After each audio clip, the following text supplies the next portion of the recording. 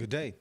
My name is Behl. Welcome to Behl's Business Broadcast, and today we're going to talk about the top news within the business and finance world that are happening in the world today that affect you and your business, and how the impact of those things can play out for your business over the next few weeks, few months, and few years.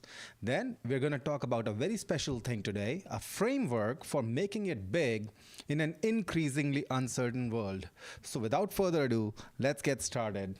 And now what you have on your screen is basically my screen, where Besant is warning housing sector may be in recession. Where have we heard that before? Right here on this live stream, we talked about housing sector may be in a recession, and the Treasury Secretary has basically warned that is caused by the elevated interest rates, as you can see right here. The elevated interest rates have already pushed parts of the US economy, particularly the housing sector, into recession. And while no one was calling it a glut, I was, as you will recall in our previous streams. So this is escalating pressure on the Federal Reserve to accelerate rate cuts, even though Powell just last week in his most recent FOMC meeting stated that interest rate cuts in the December FOMC meeting are far from a foregone conclusion. Why this matters to you and your business, we're going to talk about that. But basically, as long as the interest rates remain super high, they're trying to curb the inflation. But as we've talked, inflation is a one-way street. All economists hate deflation, and inflation only works in one direction. The prices go up. Even if the inflation goes down, the prices that have already risen continue to remain risen, and that is the real problem right now. So rate cuts alone are not going to make it, and we're going to see some evidence of that playing out in today's news reports, as I've been pointing out over the last few weeks. Now, despite of all that, despite of this potentially negative outlook from Powell, we now have reports about big tech AI spending lifting markets despite broader weakness. The broader weakness is caused by negative outlooks, or that we are not going to guarantee right now, or we are not going to cut the rates in 2 months, and it's not a foregone conclusion, as Jeremy Powell said. But even then, big tech AI spending just keeps on increasing, and this is really interesting because NVIDIA, as one of the largest players and as one of the major players in the market, is benefiting from this more than everything else, and that just keeps SPX going up or afloat, even though there is general weakness in the overall market. In fact, this brings me to this chart. This is a chart comparing Bitcoin and NVIDIA prices over the last, since 2011, right? And what you're going to notice is initially there was a huge spike in the Bitcoin price relative to NVIDIA stock between December of 2011 and right here, which was the peak or close to the peak, December of 2013. So for 2 years straight, there was a straight exponential growth of Bitcoin relative to NVIDIA stock. Why? Well, Bitcoin was newer. NVIDIA was not really a major player in anything outside of gaming back then. It had some niche applications, but gaming was the biggest consumer-facing application. We didn't have AI back then. We didn't have cryptocurrency mining back then. But what you're going to notice is that it has essentially remained in this range. The price ratio of Bitcoin and NVIDIA has remained in this massive range since 2013 or 2014, early 2014. That's 11 to 12 years of stagnation, if you ask me. And you cannot really say that NVIDIA is decimating Bitcoin or Bitcoin is decimating NVIDIA. Neither one is decimating the other. Right? And the reason for that is, Bitcoin has its cycles, and NVIDIA is basically being powered by or empowered by Bitcoin mining in the early 2000s during the COVID era. And now, due to AI, which we've just seen, big tech is spending more money and making more investments in the AI season right now. We have this sort of a thing going on with AI being the big thing right now. That's the big thing that everyone's talking about. That's the big thing that everyone is investing in. And the future of that is yet to play out. But here's my prediction. And I say that with a huge grain of salt, huge bottle of salt, because nobody knows the future, right? Nobody has a crystal ball. I say that NVIDIA or other AI players are going to continue to skyrocket over the next few years at least, until things stabilize. It was like the early era of Bitcoin, right? What you saw here as the early era of Bitcoin, where Bitcoin skyrocketed against pretty much everything, whether it's SPX or NVIDIA. This is a particular comparison between Bitcoin and Nvidia. But Bitcoin basically thrashed everything else in its infancy, and it's no longer in its infancy. Even if it goes like 5x or 10x from these price points, we are looking at $500,000 or $1 million for a Bitcoin. And even then, it's highly likely that something like Nvidia would actually keep up pace. In fact, if you pay attention to this period right here, since beginning in February of 2021 and all the way up to now, what you are seeing is that Bitcoin has essentially lost 87% of its value against Nvidia. In other words, Nvidia has thrashed Bitcoin for the last 5 years. Why? Well, Bitcoin is no longer in its infancy, and Nvidia, with its AI boom, kind of sort of is. And like I said, Trump is not very happy about Powell making those announcements. He's been talking about how this is unsustainable, how Powell is likely going to be gone in the next few months. And you heard it on Behl's business broadcast last week that federal injection is going to happen. So Federal Reserve has suddenly injected $50 billion, which is an all-time record, as the balance sheet reduction ends. So Vol CL, I always talk about Vol CL, and Vol CL has been decimated basically.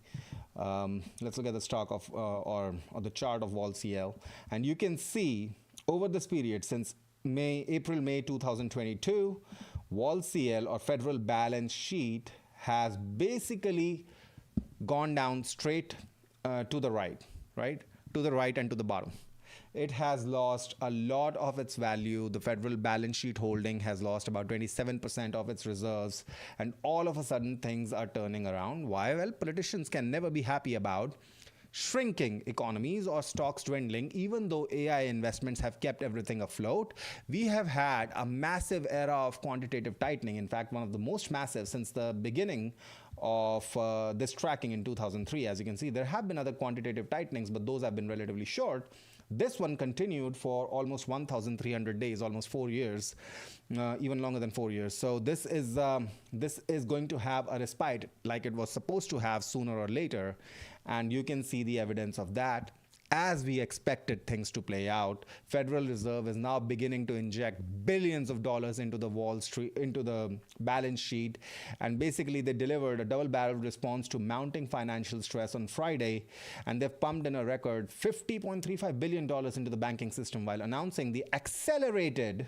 Now, this is great news, okay? Pay attention. Accelerated end of balance sheet reduction program amid signs that liquidity conditions have tightened more than anticipated. Well, they haven't. People have been spending more money. We talked about this last week.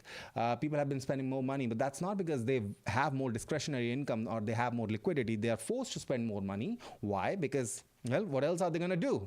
Not going to eat, not going to pay for gas, not going to pay for groceries. They are forced to pay for everything, which is why Visa and MasterCard continue to report record spending, even though people have less and less discretionary income. And this is great news for you if you're invested in the markets, if you're holding on to altcoins or smaller stocks, which have nothing to do with AI just yet. Why? Because, well, more discretionary income is caused by more liquidity in the market. And essentially, the 4-year crypto cycle is essentially bust. We talked about this. There is no such thing as halving of Bitcoin yield or mining, actually delivering gains. That's just a narrative caused by correlation rather than causation. Okay, in the past, what happened was every time Bitcoin halved, there was quantitative easing going on and the entire market went up, and people thought there was a 4-year cryptocurrency market cycle, but that's really not true. It's more aligned with quantitative easing and quantitative tightening.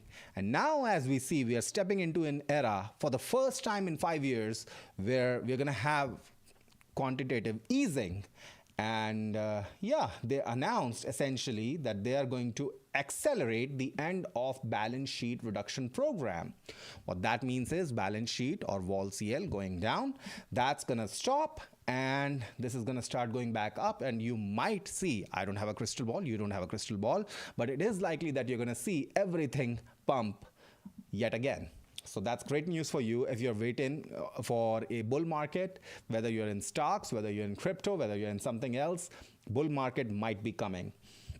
Okay, so this is actually related to how closely federal government or Federal Reserve announcements essentially drive the crypto markets. So what you're seeing here is major cryptocurrencies tumbled on Federal Reserve uncertainty.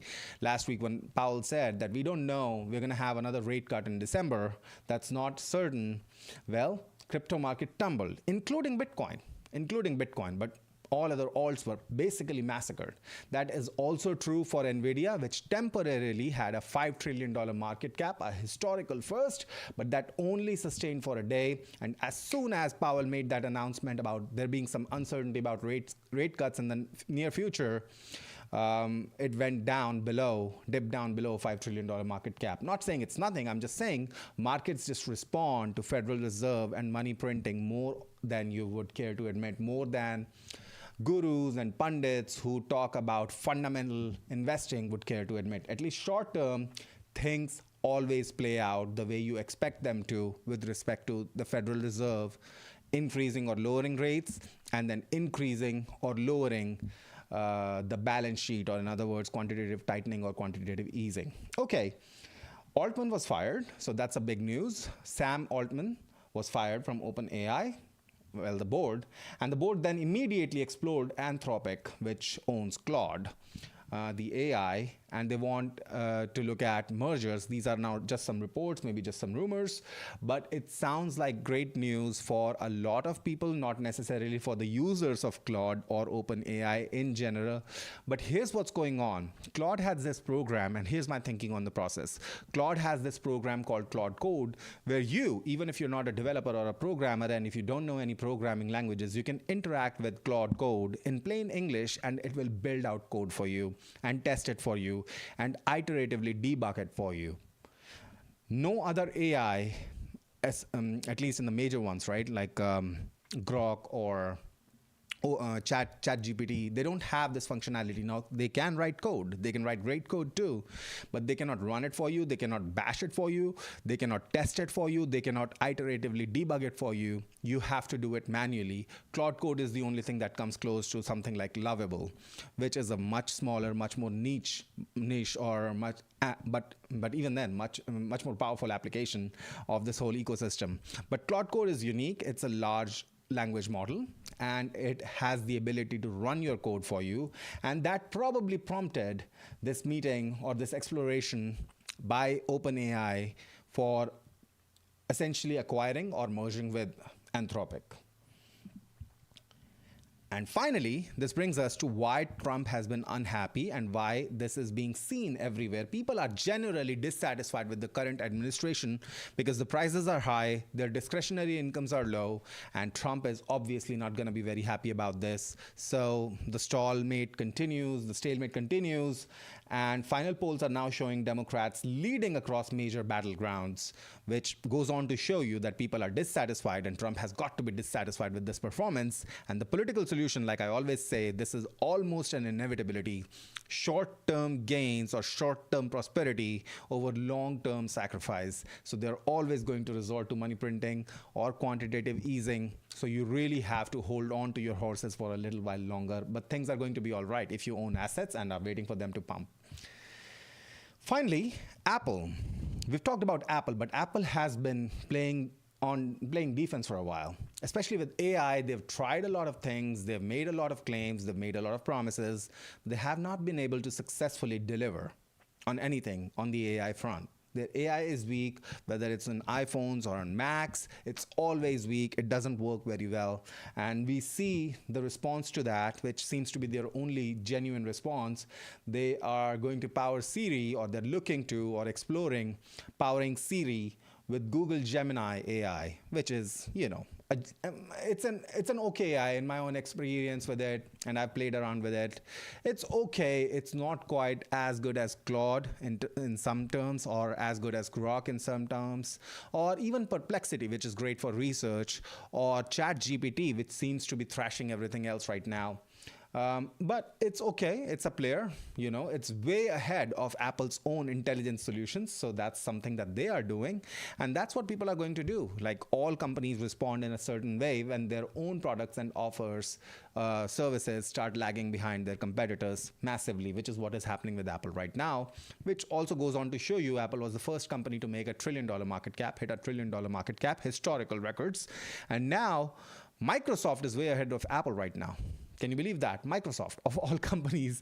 And similarly, we have NVIDIA basically leading the race because they are involved in the crypto boom, crypto mining boom, as well as in the AI boom, providing chips for really everything, apart from their gaming and their own product releases such as DGX Spark, which I'm going to buy in the next few weeks. I'm going to share with you the results of using DGX Spark and local language models that it can support, and especially coding models which it can support. And we're going to try that out in-house and report to you how that goes. And finally, despite all the efforts that Trump has been making to bring manufacturing back to the US manufacturing has been contracting for 8th straight month. Even though tariffs are sky high and importing from Asia, all over Asia, has become insanely, prohibitively expensive. Even then, US manufacturing activity has declined for the 8th straight month in October, with sector continuing to struggle under the weight of trade disruptions and tariff-related uncertainty. So this is going on even as the Supreme Court prepares to hear landmark arguments on the legality of Trump's sweeping import duties. So what does that tell you? Well, if you're waiting for importing, or if you've been suffering because of the import duties, this may not last very long, especially since the changes that Trump expected or hoped for in terms of bringing back manufacturing back to the states have not really played out. What that means is, well, people are still waiting to import or continuing to import despite the extremely high import duties in many cases. And what that means is that things are looking like they might settle down and import duties might take a back seat or go down to reasonable levels in the next few weeks.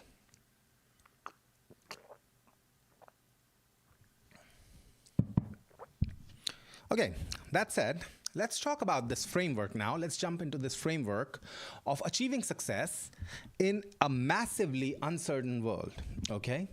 And here are the framework's core tenets. First of all, nobody has any crystal balls. Nobody knows the future. The future remains unknown. In fact, nobody even knows why they are succeeding right now, if they're succeeding. For the most part, it's all just attribution. Some people say, oh, I wake up and I have this morning routine and that's why I'm successful.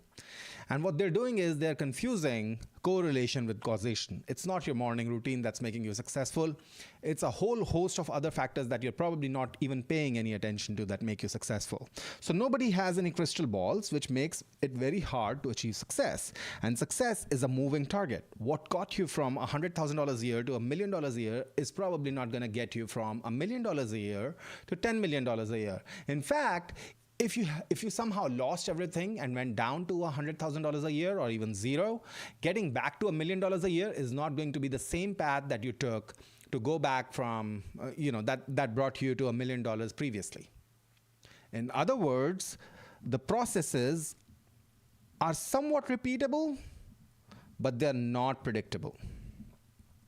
You cannot achieve success the same way twice. They may be repeatable, they're definitely not predictable. You cannot achieve success twice the exact same way. You cannot go from point A to point B with method 1 and then use the same method to go from point B to point C. You're going to need a completely different strategy. You're probably going to need a completely different method. If things are working today, they are not necessarily going to continue to work tomorrow. This is why the illusion of cruise control is just that. A lot of people say that, oh, our business is doing well, and it's pretty much on cruise control. Well, you don't know that. You do not know that. You are maybe one small accident away from losing control over the entire supply chain of your products and services. You are one small accident away, or one small event away, or one small global shift away from basically being completely disrupted. You do not know if this cruise control will continue to play out within your business or not. So that sounds like bad news, right? We're going to talk about how to overcome all of that. And the last thing is you always need to keep your ammo dry or keep your powder dry. What does that mean? Well, my grandfather served the army, and one of the things that he learned early on was to always keep his gunpowder dry, never to use most of his gunpowder, and even when he was in the midst of battle, he would never ever spend everything he'd got. Because what happens if you run out of gunpowder? What happens if you run out of bullets? Well, it's game over for you. You can't really do anything anymore. You can't play anymore. It's like running out of poker chips when you're playing poker. What happens if you run out of poker chips? Well, game over. You get to go home. Except with business failure, you don't just get to go home, the consequences can be severe. In other words, you always need to have a backup plan. It's also like there was a movie with James Bond in it, right? Pierce Brosnan James Bond movie, in which Q, the legendary inventor, tells James Bond that always keep your never let them see you bleed, and always keep your escape plan ready, right? So the escape plan is basically what you're going to do if whatever is working for you today stops working or things go bad. And people think that's all about having a savings account or having a reserve, which is all fine, except the thing that matters most is taking another shot. Okay? Taking another shot. That's very important. Some people also call it the runway. And now, if you have a successful business, you might be thinking, my business is already at a certain altitude. We are already coasting and cruising. We don't need a runway anymore. And you're wrong. You're always going to need a runway. Even when things are going well today, you may have a crash landing, a soft landing, a hard landing of some sort. And it's always going to be unpredictable. You have no crystal balls. And the success that you're going to have to reacquire is a moving target. So you cannot achieve success the same way you did previously. Might have been easy for you, might have been hard for you, might have been well earned for you, but it's not likely not going to happen the same way again. So that's the core tenets of this framework, or the core premise of this framework, right? And if you look at your own life, at your own business, this probably holds true. You can look at your own experiences, you can look at your own business, and you can probably identify that this holds true for your own business and for yourself. So what is always guaranteed? Well, there are some things that are almost always guaranteed. Not always, but almost always guaranteed. What's almost always guaranteed is that money printer will always go brrr. If politicians have a solution for anything, it's always going to be rooted in devaluing currencies 100% of the time. In other words, the purchasing power of your dollars, of your pounds, of your euros, it's always going to go down. All currencies go down in value. In many ways, the Great British Pound is the oldest surviving fiat currency in the world today, and it has lost way over 99% of its value since its inception. Way over 99% of its value since its inception in terms of economic energy, right? Money is economic energy. So no matter which cryptocurrency or except Bitcoin, which cryptocurrency or stock or fiat currency you hold, it will always tend to zero, especially fiat currencies. We'll talk about altcoins and stocks, individual stocks later on in some other stream. Today, let's just talk about currencies. All fiat currencies will tend to zero. Now, it might take 5 years, it might take 500 years, but nothing lasts for 500 years except British currency, which is the longest running fiat currency in the history of the world. But nothing ever survives its long-term impact against time. No currency ever survives the long-term impact against time.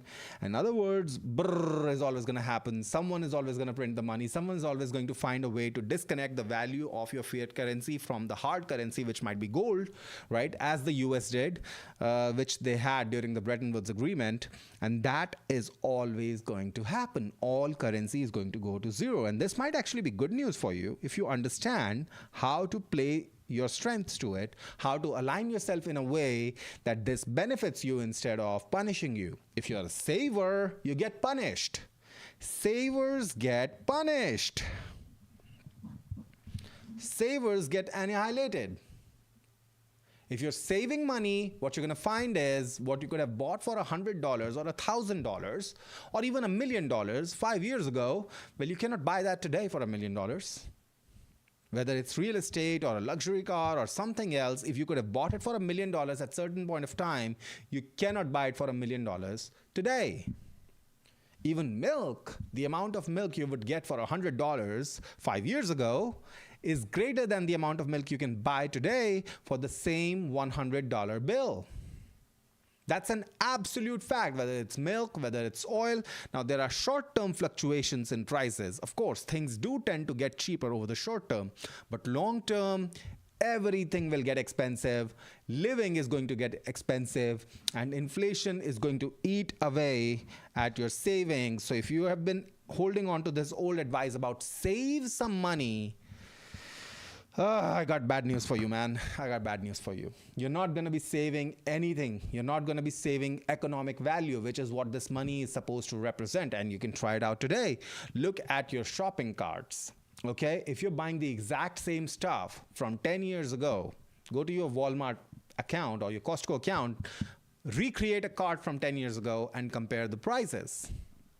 You're going to find out that what has happened over the last 10 years is money printing. Even though we've had 5 years of quantitative tightening, even though we've had really high interest rates by the Federal Reserve who've tried to curb inflation, inflation is still non-negative. Inflation is still positive. What does that tell you? The prices continue to rise.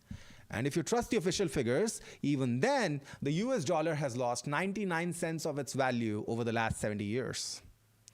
The US dollar has lost 99 cents per dollar of its value. At least, it's around 99 cents. We can look at that actually right now. We can verify that. So let's look at the price of anything in US dollars, right?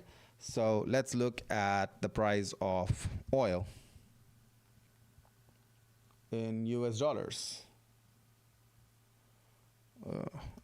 or gold. Ounce, US dollars per ounce. Look at that. Pretty much a straight line up. Now, we had a while where due to the Bretton Woods Agreement, gold held steady at $35 per ounce. But then, because they are going to do what they are going to do, they decided it was good to just continue to print money, which is why Bretton Woods Agreement had to come to an end, and this pegging of US dollars, of 35 US dollars to 1 ounce of gold had to be discontinued. And they said it was temporary. Well, does it look temporary to you? You can actually do the reverse of this chart, right? So you can do 1 divided by gold. And you can see the value of US dollar in gold terms has essentially just plummeted. And do you want to know how much it has plummeted? Well, it's plummeted. I'm not saying that. That's that chart telling you it has plummeted by 99.2%. The value of US dollar against the gold has plummeted 99.2%. In fact, you can look at any real hard asset, even real estate, which they can obviously print more of. There's not extra land being produced, but more land can be brought into residential real estate, into commercial real estate, which means the supply is not static, not as static as Bitcoin supply, not as static even as gold supply, even though you can mint a lot of gold and there's a lot of gold that remains unminted so far. Even then, the value of the US dollar just continues to go down. And it's not just US dollar, it's also the Great British Pound, it's also the Euro, which is relatively newer. Every currency eventually tends to zero. How does that help you? We'll find out. But let's go back to the things that are always guaranteed, okay? So the first thing that is always guaranteed is that money printers will always go brrr. They're always going to have things that they can print, which is just paper currency, which is just fiat currency, and that means it will always go down in value. What is the other thing that you always know? That some hypotheses will be validated. What do I mean by that? Well, thousands, hundreds of thousands, millions, even tens or even hundreds of millions of people out there are forming these hypotheses. They're all doing it with a selfish interest. We all do it with the same thing. They're forming hypotheses about business, about innovation, about technology, about how things can be, about how problems can be solved. And most of those hypotheses will be invalidated, but enough of them and plenty of them will be validated that some of them will absolutely increase the standard of living that everyone on this planet has got. For instance, you have better plumbing facilities than pretty much all kings that ruled anywhere, any empire in the world like 200 years ago or earlier. You have better plumbing facilities than them. You have better food standards than them. You probably live a lot better than any medieval king could have because they were probably just dying on the throne and you are not.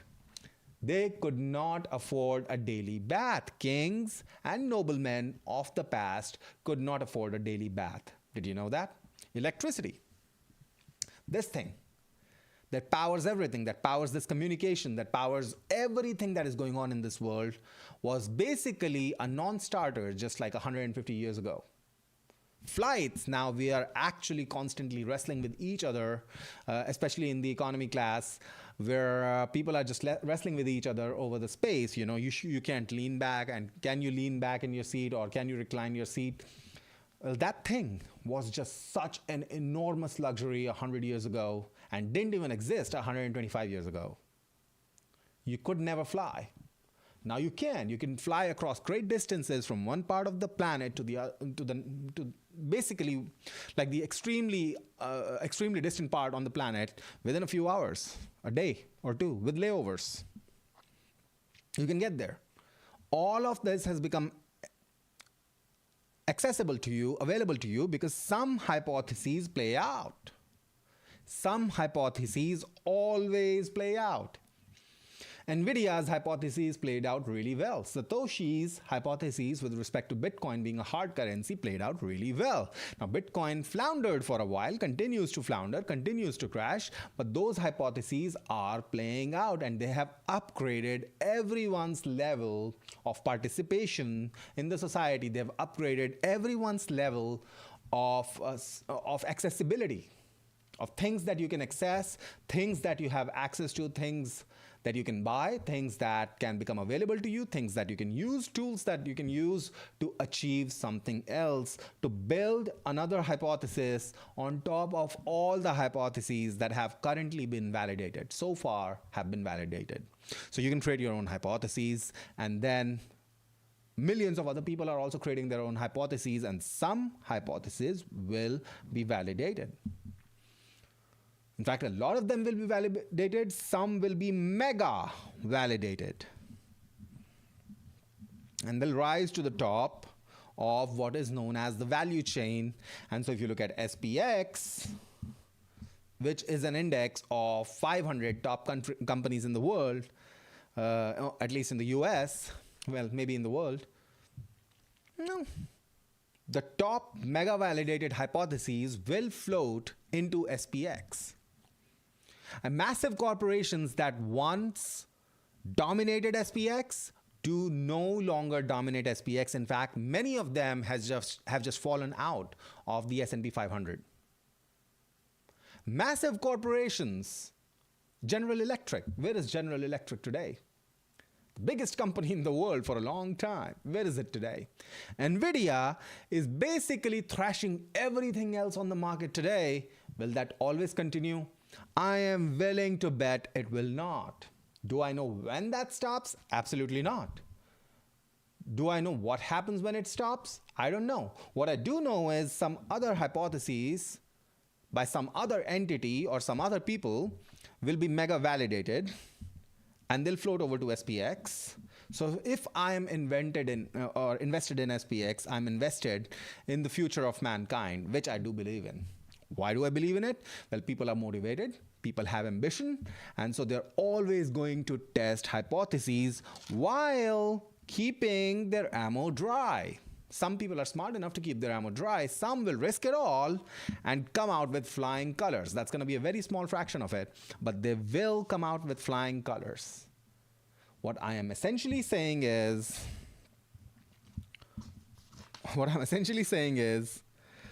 own assets, own hard assets,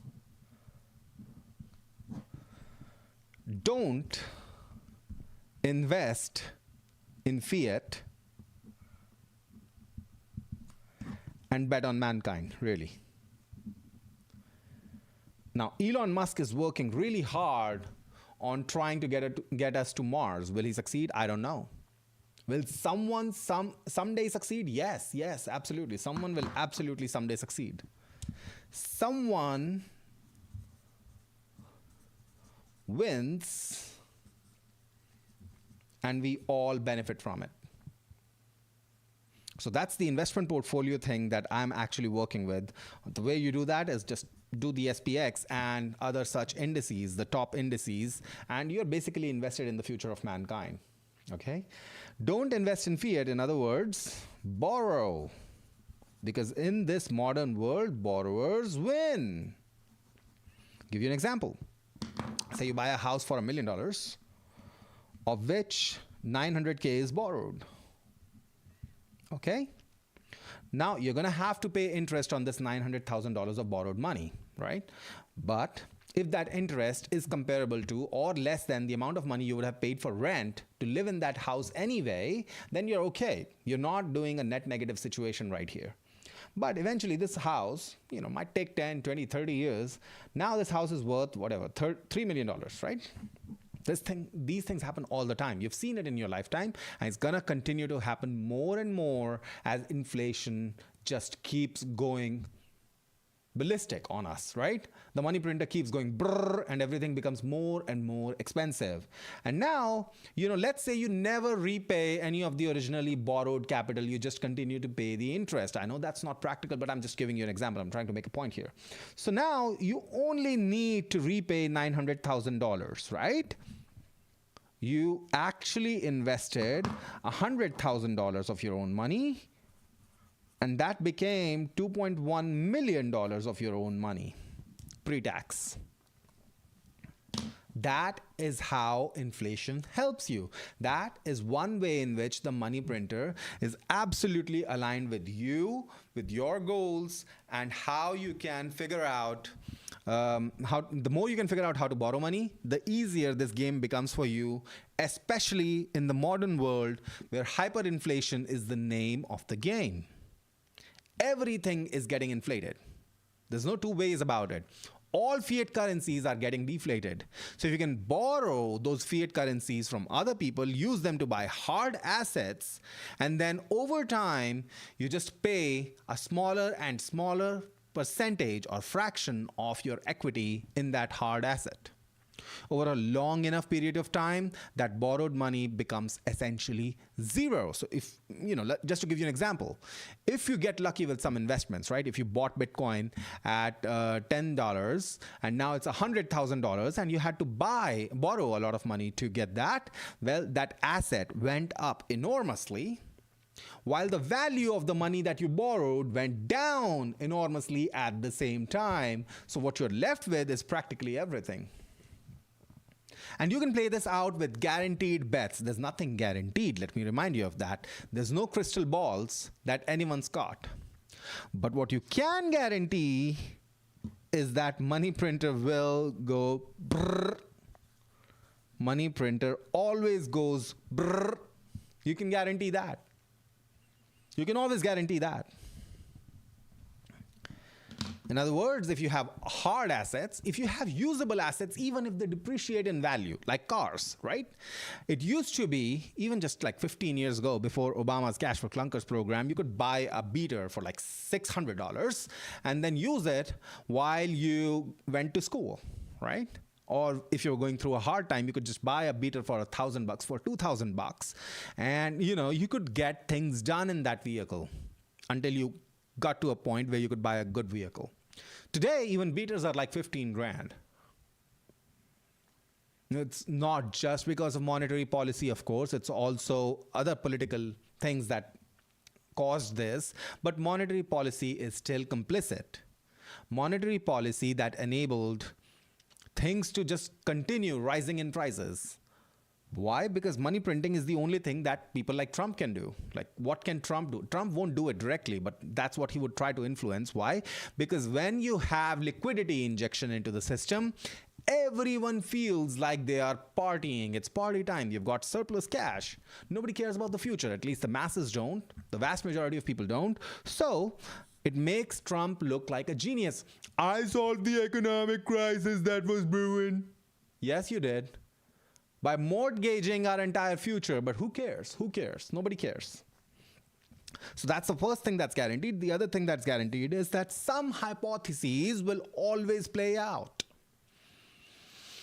And some of them will be mega validated, float to the top of SPX, which I consider to be a hard asset. In my view, SPX is a hard asset, much like Bitcoin, much like gold. In fact, Bitcoin, gold, and SPX might be the hardest of all assets. SPX, which goes up and down like this, which is so liquid you can get out of it in minutes, in seconds if you're already logged in. I consider it to be an absolutely hard asset. You know why? It is. It is basically an index of the top 500 companies in the world. And when you're not invested in SPX, or when you're sitting on cash, essentially what you're saying is, I think that cash, which is being constantly printed, is going to go up in value. And the human ingenuity of the entire mankind is not going to keep up with just holding cash. Do you know how stupid that sounds? So that's basically all there is to it. So that's the core tenets or the premise of the framework. Now let's talk about how you can achieve success in your own business. And here's the first idea that I want you to think about. Everything is a hypothesis. Let me pull up the camera. Everything is a hypothesis. You think you can charge more money? That's a hypothesis. You think you can add upsells or downsells and build out a funnel? That's a hypothesis. You think you can change suppliers or build some optionality in the numbers of suppliers that you have? That's a hypothesis. You think you can scale your advertising? That's a hypothesis. You believe that the ads that are profitable for you will also be profitable when you spend 10 times more money every single day? That's a hypothesis. Now, there are some hypotheses. There's always a risk involved with testing any hypotheses, right? You're going to have to spend some time, some money, some effort, some energy, some reputation. There's always going to be risk associated with hypotheses. However, there's also going to be a potential reward, not a reward. The reward's never guaranteed because, you remember, nobody has a crystal ball. You certainly don't. I certainly don't. But there is a potential reward associated with every single hypothesis. If you think just bringing new team members on your team is going to help you scale, that is a risky hypothesis. If you think just increasing your prices is going to kill your business, that is also a risky hypothesis. If you think just increasing your prices is actually going to skyrocket your bottom line, that's also a risky hypothesis. What varies is the amount of risk and the amount of potential rewards, and that is what is known as the risk to reward ratio. Right? Sometimes you have hypotheses that you can test cheaply, or in other words, you don't have a lot of risk. Like the other day, we talked about this businessman who posted on Reddit how he increased his prices and nobody cared. In fact, one of his clients said this was way overdue. The way to move from where you are to wherever you want to be, right, is by testing hypotheses, and a lot of hypotheses. Most are going to get invalidated, reducing your dry powder, which is basically your money, but also your time, your energy, your attention, your reputation, your confidence. In fact, in many cases, is going to be tied to your business and its success, and the success of your hypotheses, or the percentage of your hypotheses getting validated. That's always going to be true. Even though the other thing that we're going to talk about is how to stay agnostic and don't tie your personal confidence into the success or failure of a hypothesis, the validation or invalidation of any given hypothesis. But we're all human. When we try something and it doesn't work, that does take a little bit out. Now, it varies from individual to individual, but the other way to do that, to desensitize yourself, right? To desensitize yourself to failures is through volume. Just test a lot of hypotheses. Whatever you know, you have some skill with your business, you have some insight into your industry, and based on that, you can find hypotheses or create hypotheses, and then you can validate or invalidate those hypotheses. As long as the risk is low. What do I mean by low risk? Low risk means low powder usage, okay? Low gunpowder usage. If you don't have to spend a lot of time, a lot of money, a lot of energy, and you don't have to risk your reputation greatly in order to test a hypothesis, and you know for a fact that even if it doesn't work out, it's just going to take you're just going to waste a few $1,000s and a few hours of your time, well, okay, test it out. Because the potential reward can be, you can scale your business from your current level to the next level or the next milestone. Remember, you can't go from this level to this level without a series of milestones in between. Well, it can take you from this level to your next milestone with very little risk. So the idea is to remain agnostic to which hypotheses will work, especially in my own case, like when sometimes I think, oh, this hypothesis is pretty much guaranteed to work. It looks like we have a great winner on my hands. Used to have a business partner, great guy, right? And whenever both of us agreed on something, wow, man, this is gonna rock the entire market. We're gonna make so much money with this. Inevitably, that hypothesis used to be invalidated, and it used to bomb. And when we actually had disagreements, in a lot of cases, those hypotheses worked. So that's the other thing. Everything is temporary. What's working right now? Temporary. Any hypotheses that you validate and use to scale to the next level? Also temporary. Might sustain itself for years, it's still temporary. Might sustain itself for minutes, temporary. Every hypothesis you have is going to be temporary. And every hypothesis, whether it's validated or invalidated, is temporary. So it makes a lot of sense to desensitize yourself to the validation or invalidation of any of these hypotheses through lots of volume. And volume is also enabled by low risk testing. If you're not risking a lot of time, money, energy, effort, reputation, testing a hypothesis, then you can test another one once this validates or invalidates, and then yet another one once that validates or invalidates, and the cycle continues. That way, you have so much volume that you're not personally affected by any of these hypotheses playing out or not playing out things. Now, it all sounds scary, so the easiest thing you can do is you can go out and run a strategic alliance or joint venture with someone else. You have a product, they have an audience, or they have a product and you have an audience, list of customers and prospects and suspects. Suspects are people who might buy. We're not sure about them. Prospects are people who are likely to buy. You have leads, you have customers. Well, you can do a cross promotion. That's joint venture. You can also do a strategic alliance. Someone else has equipment that you need, and you would need lots of money to buy that equipment, but they've just got it and it's sitting there using up warehouse space or shelf space, and you can just go out to them and make partnership offers. It costs you almost nothing. That's a very cheap hypothesis to test. It's not going to build your credit score. It's not going to kill your credit score. It's not going to have investors who want a quarterly update. And it's just basically you using stuff that you would have to buy without having to buy it. And in exchange, you give up some of your profits to the person that you're borrowing that particular resource from. So there's always abundance. And with this framework, armed with this framework, you can almost make success inevitable, even in an increasingly uncertain world. The world's always been uncertain. Now it's getting more uncertain, not less uncertain. Why? Because of the owing to the democratization of content production, anyone can produce content and anyone can be an expert on any topic, really, and you have no way of discerning it. So the only reasonable approach you have is by creating hypotheses, making sure that the risk is low, or your powder would be dry and you would be able to test more hypotheses, hundreds of hypotheses going forward,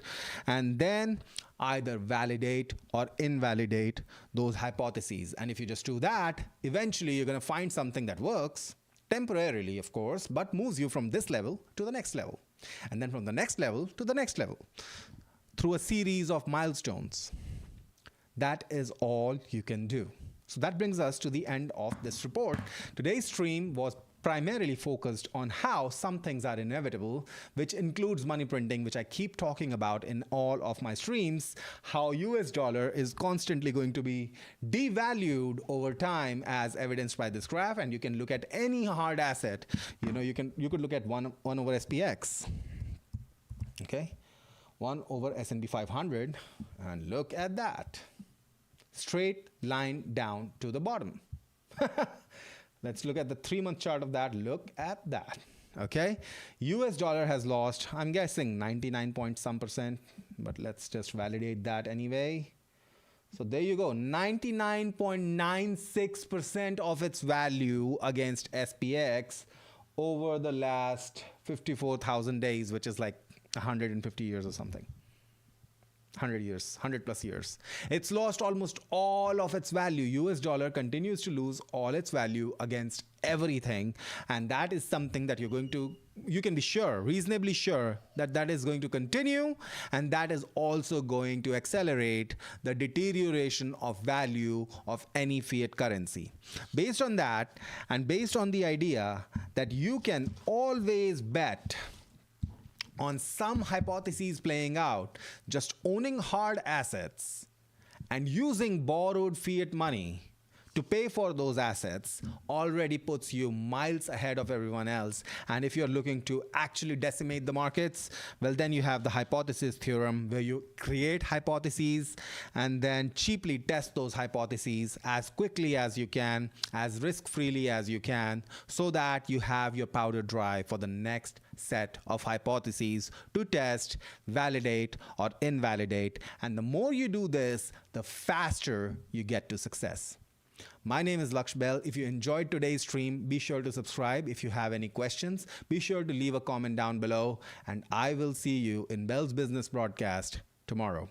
Have a great day.